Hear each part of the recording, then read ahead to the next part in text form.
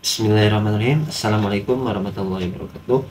Allahumma sholli ala Muhammad. Bapak-bapak, ibu-ibu, kali ini kita akan membuat sebuah video yang mana yang pertama jawaban cerdas dari Kiai Imaduddin, yang mana ada seorang jamaah atau santri bertanya tentang nasab ke Kiai Imaduddin. Dan yang kedua ada peringatan keras juga ini untuk Kiai Imaduddin ya teman-teman, dari Abu Ya ini teman-teman. Mohon simak sampai akhir. Kira-kira gimana tanggapan bapak-bapak, ibu-ibu semua? Kita ke videonya. Assalamualaikum warahmatullahi wabarakatuh. Waalaikumsalam. Bismillahirrahmanirrahim. Sebelum saya menyampaikan pertanyaannya, disclaimer terlebih dahulu bahwasanya saya bukan dari golongan muhibbin atau apapun. Tapi pertanyaannya begini.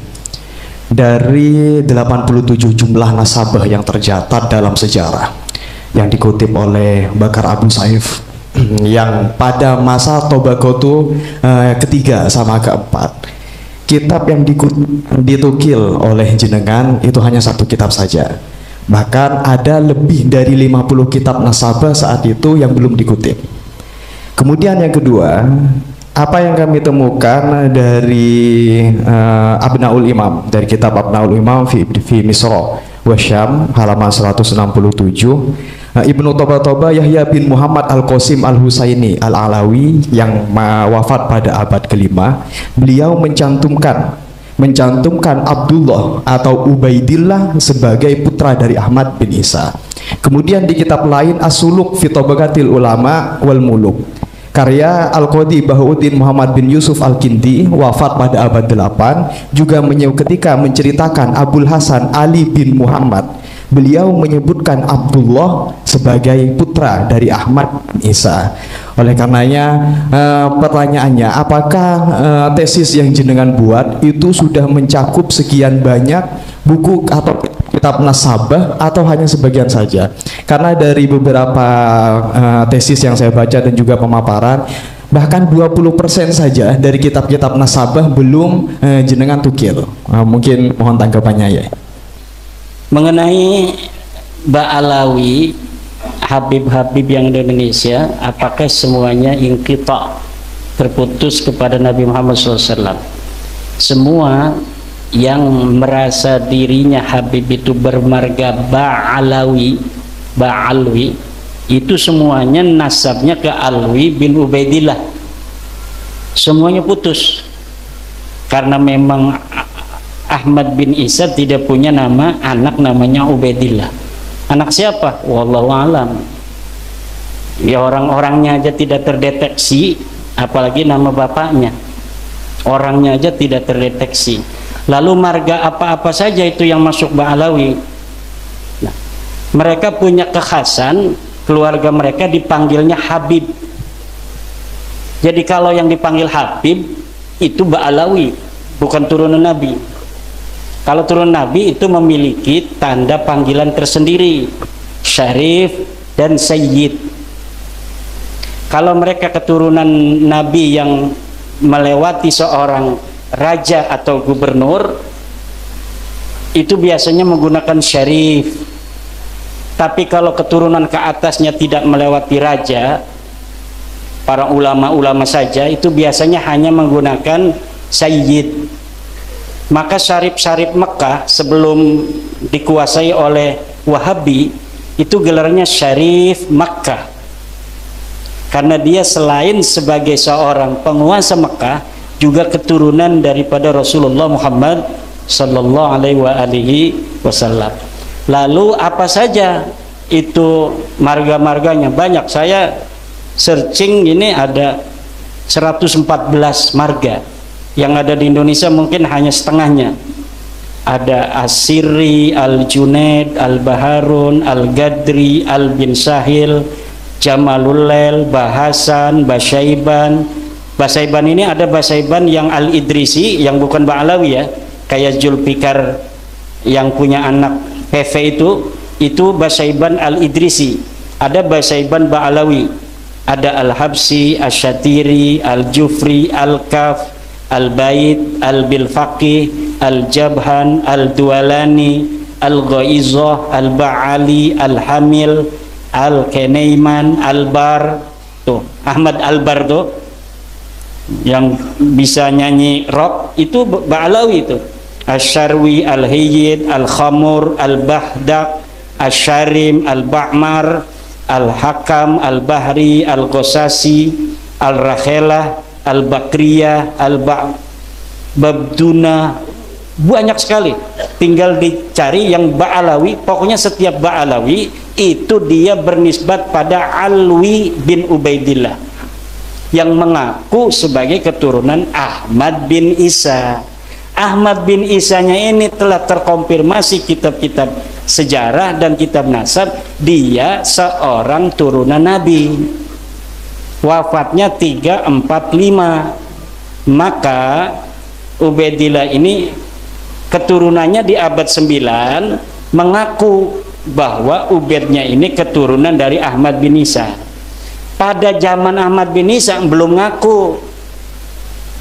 Jadi ngakunya itu setelah 550 tahun wafatnya Ahmad bin Isa. Kalau ngakunya di abad itu nggak mungkin diterima kan, karena anak Ahmad bin Isanya marah. Tapi dengan berjalannya waktu, semakin menyebar itu keturunan Ahmad bin Isa, kesempatan orang untuk mengaku keturunan siapa saja itu kan terbuka. Masalahnya terbukti tidak secara data sejarah dan data nasab, itu saja. Kemudian mengenai pertanyaan selanjutnya, Wali Songo nasabnya ke Ba'alawi bukan. Orang-orang Ba'alawi Habib mencatat dalam kitab mereka seluruh Wali Songo keturunan Ba'alawi. Itu pada tahun berapa? Baru pada tahun 1984. Kitab cetakan Samsud Dohiro yang ditambahi, dulunya tidak masuk. 1984 cetakan baru kitab nasab Ba'alawi mencantumkan terutama Kesultanan Banten, yang dicantumkan sampai hari ini ada di dalam kitab Samsud Dohiro itu. Kita ini mantan Ba'alawi. Tahun 2012 saya itu menjadi pencatat nasab bersama teman-teman dari keluarga Sultan Banten, itu masih ke Ba'alawi karena belum ditemukan keraguan waktu itu. Nah, keraguannya timbul ketika kitab nasab mereka itu mencatat Samsud Dohiro itu keluarga Kesultanan Banten, kemudian keluarga lain seluruh Wali Songo, hanya dicatat beberapa generasi bahwa ini ke apa Ba'alawi gitu, tapi tidak dicatat sampai bawah. Kalau Kesultanan Banten dicatat sampai bawah, sampai tahun 1808. Jadi sampai Sultan terakhir Sultan Sapiuddin. Nah, kalau Sunan Giri hanya Sunan Girinya saja gitu, Sunan yang lain Sunan yang lainnya saja. Tapi kalau Sultanan Banten dicatat sampai tahun 1808, keturunan Sultan Sapiuddin sampai Sultan hari ini. Cuma Sultan budaya itu masih ada di dalam kitab Samsud Dohiro. Nah, setelah diteliti, betulkah ini Ba'alawi merupakan leluhur Wali Songo? Ternyata kitab-kitab manuskrip yang sekarang mulai orang itu paham setelah ada bab nasab ini pada penasaran, mencari-cari kitab-kitab di rumah-rumah mereka yang tua-tua. Kemudian Kesultanan Cirebon dia punya manuskrip yang gak boleh dibuka-buka, katanya pemali kalau dibuka. Akhirnya sekarang mau buka. Nanti setelah dari sini saya ke Kesultanan Cirebon, diminta oleh Pangeran Kodiron Patih dari Kanoman untuk bersama-sama membicarakan nasab Wali Songo. Karena di Kesultanan Cirebon pun lihat itu di makam Sunan Gunung Jati masih Ba'alawi. Nggak heran kalau nasab-nasab kiai lain di Nusantara ini masih Ba'alawi, karena Kesultanan Cirebon sendiri belum serta-merta begitu saja menerima, walaupun saudara-saudara saya dan selalu SMS-an tiap hari.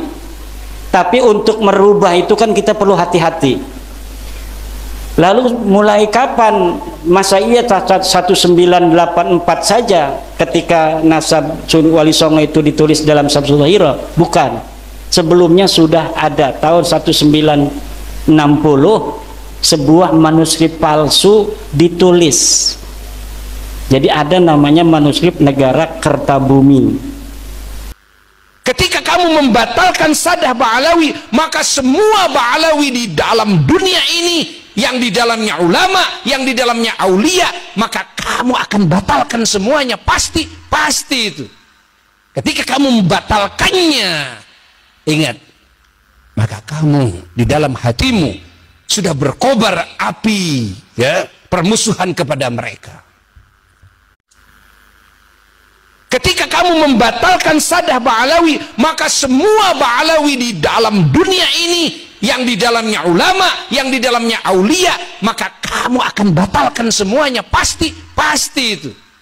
Ketika kamu membatalkannya, ingat, maka kamu di dalam hatimu sudah berkobar api, ya, permusuhan kepada mereka. Ingat, memusuhi mereka. Ingat ini hadis ini, ingat nih. Kamu jangan dengar itu. Sudah cukup. Ya, ulama-ulama kita, leluhur-leluhur kita, sudah itu. Walaupun dia berkata haram, ya, mengakui bahwa Saddah Ba'alawi ini adalah keturunan Nabi, haram cium tangan. Dan dia itu fatwa dia sendiri, dia itu bukan mufti. Kiai juga saya tidak tahu apa dikiaikan oleh siapa ini. Ya.